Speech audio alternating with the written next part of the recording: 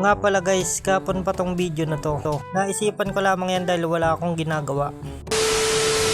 Umpisahan natin sa pagluluto ng pansit canton pang umagahan. First time ko nga lang nagluto na to mga idol at mukhang sakto naman. Dito nga, nakaisip tayo ng katarantaduhan.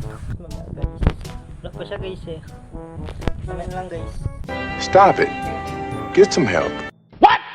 Habang inaantay natin ang ipaprank natin guys, dito nga nag-iisip ako kung ano sasabihin.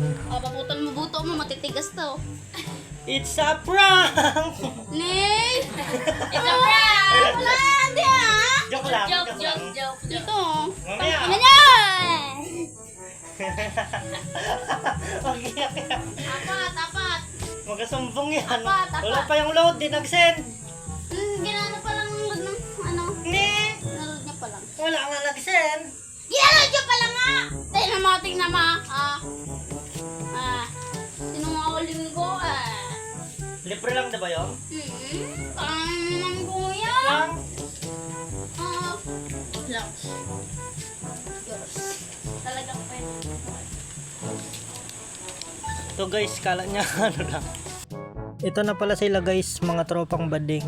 Nanonood pa ata ng Cocomelon.